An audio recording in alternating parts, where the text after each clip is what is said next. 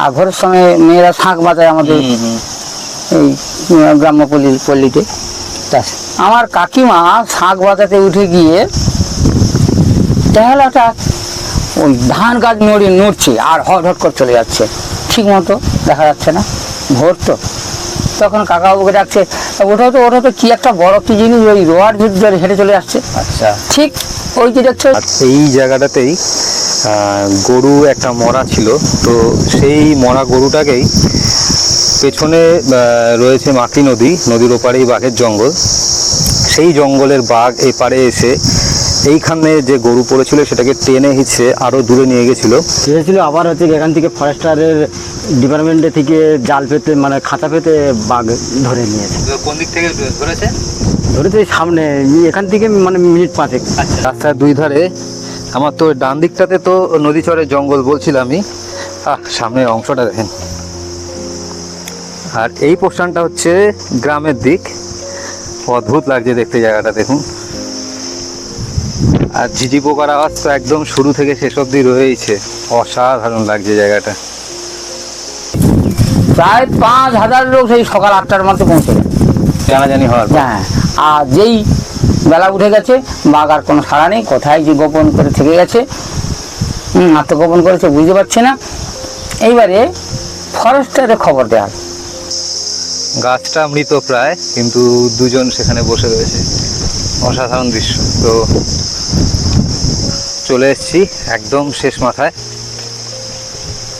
হ্যাঁ, এখান থেকে মানুষ তো নেই দেখছি, লাইট নেই, কিন্তু মানুষ চলাফেরা করে। ওই বেশি রাত্রে নয়, বড় জোরে 7টা বড় জোরে, আর কেউ চলে না, আর দরকার পড়ে না, এখানে অতটা আসে না। ঠাকুর পুজো হয়েছিল, তো দেখুন অদ্ভুত জায়গাটা। দূরে এই আমার আঙুল বরাবর হচ্ছে বাঘের জঙ্গল, জুম করলে হয়তো কিছু দেখানো যায়, মানে ফেন্সিং কিছু সেসব দেখাচ্ছি না। আর এই হচ্ছে নদী, এই বাঁধ বরাবর যাবো তো। আচ্ছা আচ্ছা আচ্ছা, ঠিক আছে। ভোরবেলায় পুজো দিতে গিয়ে হঠাৎ করেই নজরে পড়া বিশাল আকার এক ছায়া ঘরের পেছনে রান্নাঘরের দেওয়াল ঘেঁষে নিঃশব্দে বেরিয়ে যাচ্ছে, এবং তার পরবর্তীতে পার্শ্ববর্তী ধান ক্ষেত, সবজি ক্ষেত লণ্ডভণ্ড করে গ্রামেরই এক বসতবাড়ির ঘরের পেছনে লুকিয়ে থাকা। তারপর গোটা গ্রামের মানুষের সারা দিনের যুদ্ধ, বাঘে মানুষের টানাপোড়েনের সমস্ত ঘটনা। তো যে বাড়ির পেছনে এই ঘটনাটা ঘটে, সেই বাড়িরই দাদার মুখ থেকে সারা দিনের পুরো ঘটনাটা শুনবো, এবং কি করে ছাগলের টোপ দিয়ে সেই বাঘকে রাতে কবজাবন্দি করা হয়, তো সেই ঘটনাটাও শুনবো দাদার মুখ থেকে। আমরা তো রাতে শুয়ে গেছি সবাই, সেদিন বর্ষা হচ্ছে, গঙ্গার ঘাটে আর বাঘ ওঠে। আচ্ছা, পরে খবরটা জেনেই বলছে, বাঘ উঠে গঙ্গার ঘাটে, যেখানে আপনার বাস স্ট্যান্ড দেখবেন, ওই সোজা বাঘটা উঠে ওখানে একটা গঙ্গার পুজোর স্থান রয়েছে, ওখান থেকে হয়ে কিছুটা চলে গেছে হাই রোডের দিকে। তখন এই পিচ রাস্তা হয়নি, বাসও হয়নি। আচ্ছা, ওই বাঁধটা টপকে তখন ভাদ্র মাস, চতুর্দিকে রোয়া মানে চাষবাস। আচ্ছা, ধনধান্য বলা ভুল হবে, শস্য শ্যামলা। ওই পথে এসে আমার এই যে বাড়ি দেখছেন, আমার বাড়ি এই শীতলা মন্দির, বাবার নাম নারায়ণ দাস, আমি ঝাড়েশ্বর দাস। এই যে বাড়ি, আমার বাড়ির পিছন দিয়ে ওই রোয়ার ভিতরে হেঁটে ধান গাছের ভিতরে হেঁটে কিছুটা পূবের দিকে গিয়ে আমাদের পিছনে যে রাস্তাটা, ওই রাস্তা টপকেছে, আবার রোয়ার ভিতরে পড়েছে। কি দিনের বেলা না রাতের? রাত্রি। আচ্ছা, তখন কটার সময় উঠেছে ঠিক জানি না, কিন্তু এই পর্যন্ত যখন আছে তখন 4টে বেজে গেছে। আচ্ছা, একটু পূবের দিকে ফর্সা দেখা যাচ্ছে, ভোর হয়ে গেছে তো। আর ভোরের সময় মেয়েরা শাঁখ বাজায় আমাদের এই গ্রাম্য পল্লীতে। আমার কাকিমা শাঁখ বাজাতে উঠে গিয়ে টেহালাটা ওই ধান গাছ নড়ছে আর হট হট করে চলে যাচ্ছে, ঠিক মতো দেখা যাচ্ছে না, ভোর তো। তখন কাকাবাবুকে ডাকছে, ওটা তো কি একটা বড় কি জিনিস ওই রোয়ার ভিতরে হেঁটে চলে আসছে। আচ্ছা, ঠিক ওই যে দেখছো যে ওই যে গাছটা নদীর উপরে, আচ্ছা, ওই ফাঁকা ফাঁকা, ওই সোজা ধরে ওই ধারে ওই রাস্তার কোলে। মানে নদী বাঁধের গায়ে না? না, ওইদিকে যাচ্ছে, এখানে উঠেছে, ওই যে আচ্ছা। ঘুরে আমার কাকার বাড়ির পেছন দিয়ে উঠে আবার দক্ষিণ দিকে হয়ে ওই কন্যার দিকে যাচ্ছে। আচ্ছা আচ্ছা। আর কাকার বাড়ির কাছে যখন ওই সারাটা হচ্ছে, কাকিমা যখন কাকাবাবুকে ডাকছে, তখন কাকাবাবু তো উঠে পড়েছে। উঠে বলে, হ্যাঁ তো কি জানে এত বড় জিনিস কি? বলে কাকাবাবু কাকিমা কথা বলতে বলতে ওই যে সারা যে কি দেখতে পাচ্ছে না, নিস্তব্ধ হয়ে কিছুক্ষণ পর আবার ঘুরে পড়ছে, যেই পথে এসেছিল সেই পথে যাচ্ছে, ফিরছে। আচ্ছা, এবারে কাকাবাবু পিছন পিছন যাচ্ছে, গিয়ে ঠিক মতো দেখতে পাচ্ছে না, তখনও সূর্য ওঠেনি, বাঁধটা টপকে আবার সেই পথে চলে যাচ্ছে, ওইদিকে চলে যাচ্ছে।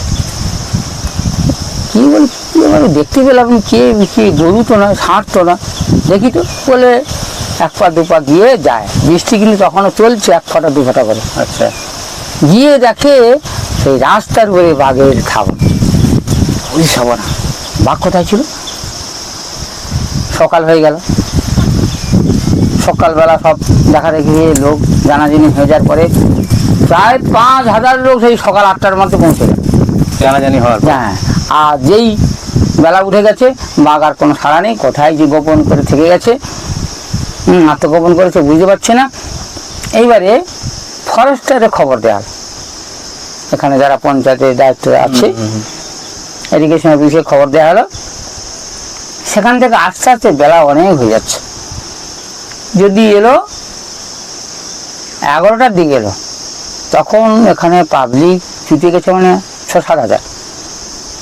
এবারে তারা উদ্গ্রীব হয়ে খোঁজা খুঁজি করছে লাঠি ছোটা নিয়ে। এবার খুঁজতে খুঁজতে খুঁজতে যেখানে পাখিগুলো ছো মারছে সেইখানে মনে করে গিয়ে যেখানে বাঘ আছে, ওই হো চিৎকারে এতে সেও চিৎকারে হা করে ছেলে উঠেছে। আচ্ছা, উঠে দুজনকে চেপে দিয়ে জলের ভিতরে। যেখানে পাখিগুলো ছো মারছে সেইখানে মনে করে গিয়ে যেখানে বাঘ আছে, ওই হো চিৎকারে এতে সেও চিৎকারে হা করে ছেলে উঠেছে। আচ্ছা, উঠে দুজনকে চেপে দিয়ে জলের ভিতরে, বাঘটা আচ্ছা, হাতা মেরেছে, দিয়ে ওই চলে গেছে। আবার তারপরে রক্ত তুলে হাতে ব্যান্ডেজ টেনিস করে ডায়মন্ড হসপিটালে পাঠানো হলো। তাই স্থানীয় সব সব স্থানীয়, আচ্ছা, যারা একটু নদীতে জঙ্গল করে কাটে তারাই সাহস করে গিয়েছিল। আর তো ভাই কেউ যাচ্ছে না, চতুর্দিকে ঘেরা হয়ে আছে। আমার এই বাড়ির কাছ থেকে প্রাইমারি স্কুল পর্যন্ত স্কোয়ার করে প্রায় 500 বিঘা জমি, চতুর্দিকে মানুষ। বাঘ এখানে ওখানে ধান গাছের ভিতরে লুকিয়ে লুকিয়ে থাকছে।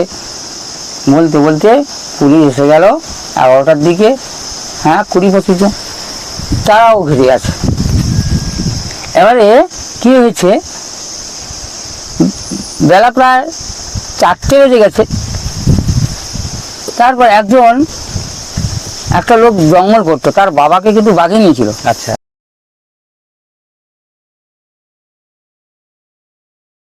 সে কি করেছে, একটু নেশাগ্রস্ত হয়ে আমার বাবাকে খেয়েছিল জঙ্গলে, আর আমার এলাকায় এসে এবার তোকে আমি খাবো, এই বলে সেই নেশাগ্রস্ত অবস্থায় একটা লাঠি নিয়ে তাকেও খুঁজছে একা। আর সমস্ত লোক রয়েছে চতুর্দিকে, কিন্তু ও একা। খোঁজাখুঁজিটা কোন দিকে হচ্ছে, গ্রামের ভেতরে না নদী বাঁধের সাইডে? না না, ওই ধান আমার ঘরের পেছনে, আচ্ছা, ধান খেতে, অবস্থা। ধান খেতে ও তো আর যেতে পারেনি, বেলা হয়ে গেছে না। খুঁজতে খুঁজতে খুঁজতে ওদের প্রায় 4:30 বেজে গেছে। দেখেন একটা ঘরের একটা লোকের কাঁদালে শুয়ে পড়ে আছে। কিসে? ঘরের কাঁদাল, ও তখন মাটির ঘর ছিল। আচ্ছা, একজনে আচ্ছা, কাঁদালে ঝোপে শুয়ে আছে। ও তো দেখতে পেয়েছে, ও গিয়ে চিৎকার করে ওই সজরে একটা মেরেছে ওই লাঠিটা। তার তো লাগে কিনা জানি না, সে হা করে তার এমন ধরে যে কনুতে একদম কামড়ে দিয়েছে, দিয়ে আবার ছেড়ে আবার লুকে ছুটে গেছে। আর ও বাঁচার চেষ্টা করছে। হ্যাঁ, আত্মরক্ষার জন্য যেটা করার দরকার সে করবে। এবার সেই বাঘটা গিয়ে চলে গেল উত্তরে যে প্রাইমারি স্কুল, ওই দিকটা গিয়ে লুকিয়ে গেছে। একে নিয়ে আবার টানাটানি হসপিটালে পাঠানো হলো ডাবনাহার। আচ্ছা, তখনও পর্যন্ত ওরা কিছু করতে পারেনি, প্রশাসন বিভাগ। এইবার কি হয়েছে, লোকজন কানি হয়েছে, আর ওই যে কামড় দিয়ে ছুটে গেছে, মানুষ দেখতে পেয়েছে কোথায় গেছে, বসে আছে ওই প্রাইমারি স্কুলের সামনে একটা জায়গার কাছে বসে আছে। এই গাছগুলো নড়ছে, এমনি দূর থেকে দেখা যায় না। হ্যাঁ। আর ওই যে প্রায় 1 বিঘের মতো জায়গার ধান, আর তখন ধান নেই, শুধু জল, ধান গাছ দেখা যায় না। চাপা লেগে সব। চেপে টেপে ঘুরিয়ে চলে গেছে, শুধু বাগদা দেখা যাচ্ছে। হয়ে গেল সন্ধ্যা, 7টা হয়ে গেল, লোক সব ফাঁকা, এই এবারে ধরাধরি হবে। এই পারে দাদার থেকে একটুখানি শোনো না, তাহলে একটুখানি যদি নেওয়া যায় কিছু। দাদা কি বলছে সেটা শোনো না। দাদা কাজ করতে করতে বলুক না, অসুবিধা নেই। মানে ওই বললে ওই গল্পগুলো আর কি শুনতাম। তুমি এদিকে চলে এসো। দাদা বলুক না, আমি ওই তো ওই জঙ্গলটা আমি পেছন থেকেই শুনছি। মানে এখানে তো ওই যে কার্তিক মাসে পা গেছে। এই কার্তিক মাছটা, এটা একটা কার্তিক মাছটা ভেঙে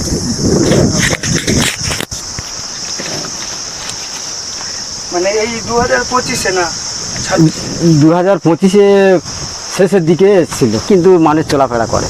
ওই বেশি রাত্রে নয়, বড় জোরে 7টা বড় জোরে, তারপরে আর আর কেউ চলে না, দরকার পড়ে না। আর দরকার পড়ে না, এখানে অতটা আসে না। দাদা পেছনে কি বাঘের জঙ্গল ওটা? পেছনে ওটা ওই দক্ষিণে ওটা একটা মানে চোড়া, ওটা লোকাল চোড়া বলে। ওই বাঘ আছে ওদের? ওখানে বাঘ আছে না, মাঝে মাঝে আসে আচ্ছা আচ্ছা খিওয়। আচ্ছা আচ্ছা। আর জঙ্গল হচ্ছে কি ইয়েতে পূবে, ওই সাইডটা? ওই সাইডে জঙ্গল। আচ্ছা আচ্ছা। এই তার মানে ওইটাই কি সেই কি যেন নাম? না, ওটা হচ্ছে কি সিঁদুরের চোড়া বলে। আচ্ছা আচ্ছা। আর এই যে সামনে যে ওই লোক সব ইয়ে করে আছে, হ্যাঁ হ্যাঁ হ্যাঁ। ওগুলো ওইটা হচ্ছে মেন হচ্ছে কি সিঁদুরে খাল বলে। দাদা আপনি বাঘ দেখেছো কখনো? হ্যাঁ, বাঘ দেখেছি, এখানে যখন বাঘ মানে মেরেছিল তখনই দেখি। ও দরকার নেই কাজ করতে গেলে। আচ্ছা দাদা এই যে গাছে লাল কাপড় দেওয়া কেন? ওখানে পূজা আসছি করে। এই গাছে? গাছে। আচ্ছা আচ্ছা। এইগুলোই তো জানার। নৌকা নিয়ে বেরোনোর সময় পুজো দেবে। হ্যাঁ, পূজা দিই। আর এই নৌকা তো মারি এই নৌকা জঙ্গলে যাও? জঙ্গলে বলতে আমরা ওপারে যাই, আমরা বাঘের জঙ্গলে যাই না। আচ্ছা আচ্ছা। আমরা স্থানীয় এতে একা না family? না, আমার ফ্যামিলি না, আমি একা যাই, আমার আদার্স হচ্ছে গিয়ে পাড়া প্রতিবেশী 1-2 জন যায়। এই ছানাকার? যে বাচ্চা আমার। যাক ভালো। ঠিক আছে মানে এসে বেশিক্ষণ থাকে না তাহলে ওরা? বাঘে সে 3-4 দিন করে ভাই। 3-4 দিন করে থাকে, ফরেস্টার ঘিরে ঘাড়ে 3-4 দিন থাকার পরে তারপরে ইয়ে করে। তাও কতবার এসে এইটা এখানে এসেও যত সম্ভব মানে 3 থেকে 4 বার এসছে।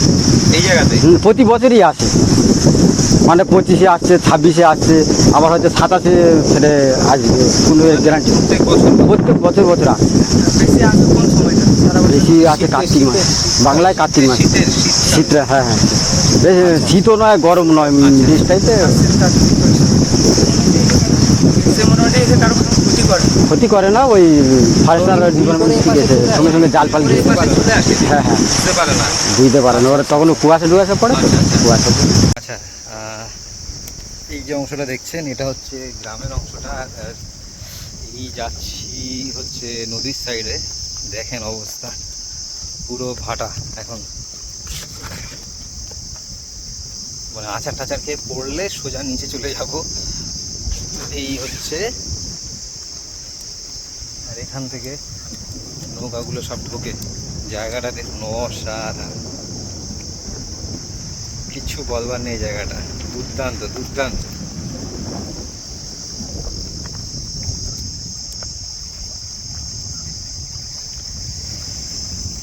আমি আচ্ছা এই দিকটা দেখেন, সম্ভবত এই দিক দিয়ে গেলে সমুদ্র, আর এই দিকে হচ্ছে নদী।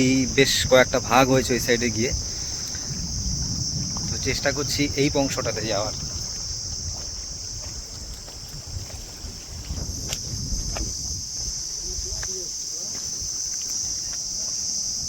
দেখেন মানে কি অসাধারণ জায়গা। আচ্ছা অনেকেই জানতে চায় বা জিজ্ঞাসা করে যে গাছের গায়ে লাল কাপড় বেঁধে রাখা হয় কেন? কারণ এখানকার মানে মানুষদের বেশিরভাগেরই পেশা মাছ কাঁকড়া ধরা। তো এনারা এই জঙ্গলে যাওয়ার আগে বিভিন্ন গাছে পুজো দেয়, নৌকাতে পুজো দেয়। তো সেই হিসাবেই এই গাছগুলোতে এরকম লাল কাপড় বাঁধা থাকে। তো ছিলাম ওই সাইডটাতে, ওপাশ থেকে আবার এইদিকে চলে আসলাম। তো দেখেন এই জায়গাটা স্মুথভাবে নদীর দিকে নেমে গেছে। আমি রয়েছি কিন্তু গ্রামের অংশে, কিন্তু দেখুন এত গাছপালা এইদিকে।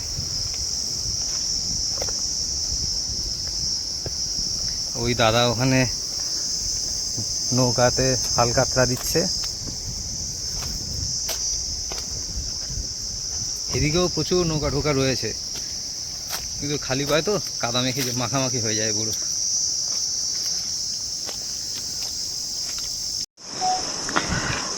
হাঁটতে হাঁটতে অনেকটাই রাস্তা চলে এসেছি। মানে জঙ্গলটা ক্রমশ বাড়ছে এদিকে, মানে রাস্তার দুই ধারে। আমার তো ডান দিকটাতে তো নদী চরের জঙ্গল বলছিলামই, সামনের অংশটা দেখেন। আর এই পোর্শনটা হচ্ছে গ্রামের দিক। অদ্ভুত লাগছে দেখতে জায়গাটা, দেখুন। আর ঝিঝি পোকার আওয়াজ তো একদম শুরু থেকে শেষ অবধি রয়েছে। অসাধারণ লাগছে জায়গাটা। তো একদম শেষ মাথার কাছাকাছি, দূরে এই যে অংশটা দেখছেন এর পরেই রয়েছে নদী। তো দেখাচ্ছি সেই অংশটা। আওয়াজটা শুনুন ঝিঝি পোকার।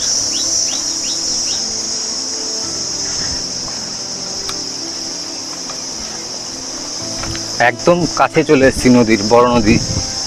ওই বাঁকের অংশটা থেকে নদীটা দেখতে পেলাম, কিন্তু এখানে গাছপালাগুলো এতই উঁচু উঁচু যে নদীটা দেখাতে পাচ্ছি না।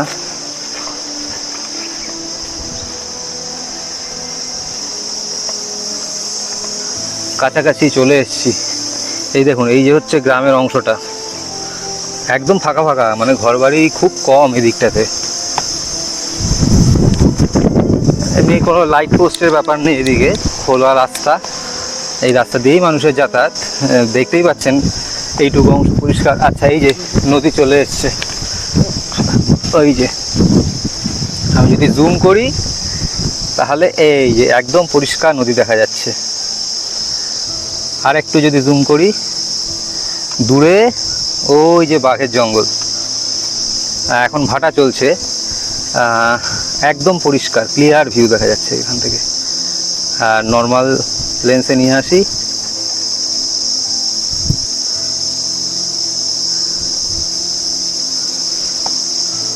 গাছটা মৃত প্রায়, কিন্তু দুজন সেখানে বসে রয়েছে। অসাধারণ দৃশ্য। তো চলে এসেছি একদম শেষ মাথায়। ঝিঝি পোকার আওয়াজটা পাচ্ছেন এখান থেকে। তো একদম বাঁধের কিনারা দাঁড়িয়ে আছি, প্রচণ্ড হাওয়া বইছে, আর সঙ্গে তো ঝিঝি পোকার আওয়াজ শুনতেই পাচ্ছেন। দিনের বেলা, এখন বাজে ঘড়িতে সময় 10টা, এই সময় এই পরিস্থিতি, তাহলে সন্ধ্যার পরে এখানে কীরকম পরিস্থিতি দাঁড়ায় আপনারা ভাবুন। একদম মানে ঘন জঙ্গল, গ্রামের একদম লাগোয়া। এই বরাবর হচ্ছে নদীর চরের অংশটা, আর এই হচ্ছে গ্রামের রাস্তাটা। এই বরাবর যদি আমি উঠি,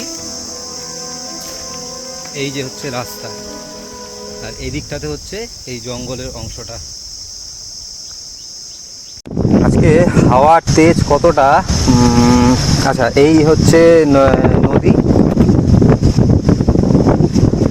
মানে ছাতা মাথা উড়ে যাওয়ার মতো পরিস্থিতি। আর এই ঠাকুর পুজো হয়েছিল, তো দেখুন অদ্ভুত জায়গাটা। দূরে এই আমার আঙুল বরাবর হচ্ছে বাঘের জঙ্গল। জুম করলে হয়তো কিছু দেখানো যায়, মানে ফেন্সিং কিছু সেসব দেখাচ্ছি না। আর এই হচ্ছে নদী। আজকে আকাশে একটু মেঘলা, আর হাওয়ার গতিবেগ মারাত্মক। ঠাকুর পুজো হওয়ার পরে ঠাকুরের ঠাঁই হয়েছে এই জায়গায় এসে, আর আমি আছি একটা বট গাছের তলায়। এই যে বিশাল হাওয়া, আজকে বৃষ্টি হতে পারে আজকে, যা গরম। আর এই হচ্ছে ছিলাম যা বলছিলাম যে দিনের বেলা তো অবিরাম ঝিঝি পোকার ডাক। এই বরাবর গিয়ে এ পথে কোন দিকে গেছে জানি না, কথা আদৌ কিছু বোঝা যাচ্ছে কিনা বুঝতে পারছি না।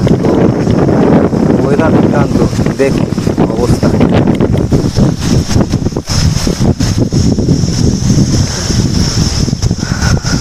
এটা বট গাছ না, সম্ভবত অশ্বত্থ গাছ। অসাধারণ, মানে শহরে গরমে টেকা যাচ্ছে না, আর এখানে গরমের লেশ মাত্র নেই। তো যাই হোক, ভিডিওটা এই অবধি রাখলাম। যদি কোনো অংশ একটু ভালো লেগে থাকে তাহলে লাইক, কমেন্ট আর একটা সাবস্ক্রাইব করে পাশে থাকবেন। আর সুন্দরবনের এরকম প্রত্যন্ত অঞ্চলের বিভিন্ন জায়গার ভিডিও নিয়ে ফিরে আসছি নতুন কোনো জায়গায়, নতুন কোনো পর্বে। সকলে ভালো থাকবেন, সুস্থ থাকবেন। দেখা হচ্ছে নেক্সট ভিডিওতে। কাটা।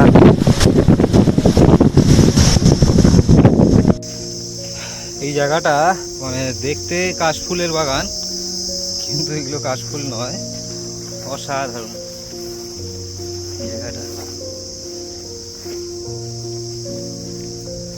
আর ঝিঝি পোকার ডাক একদম ফ্রি অফ কস্ট, আনলিমিটেড।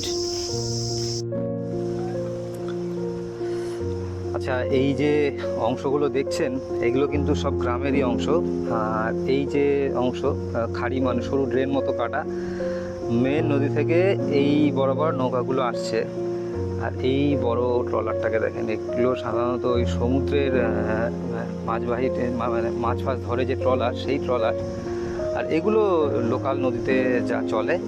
আর এই পুরোটাই হচ্ছে জঙ্গল। এই সাইডে যদি জুম করি তাহলে দেখতে পাবেন এই যে এই সরু প্যাসেজগুলো থেকে নৌকাগুলোকে আনা হয় ভেতরে, তারপর মেরামতি করে আবার এই পথেই বেরিয়ে যায়। এদিকে না না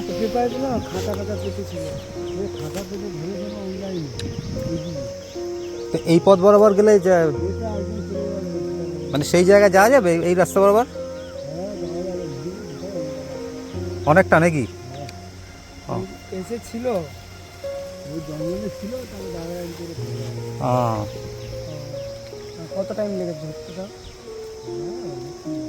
ওই যে সে তোমার সেই লোহার খাঁচা পেতেছিল এই দিকে যেটা না, চলো আমরা হেঁটে হেঁটে যাই ওই সাইডটাতে। যদি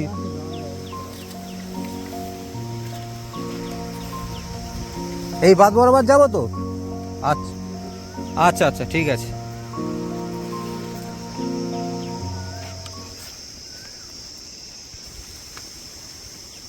তো যাচ্ছি এই বাদ বরাবর। তো এক দাদা বলছিলেন যে সোজা পথে যাও, অ্যাকচুয়ালি এটা গ্রামেরই রাস্তা, নদী বাঁধ।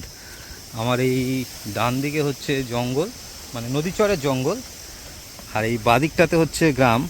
আর এই রাস্তা বরাবরই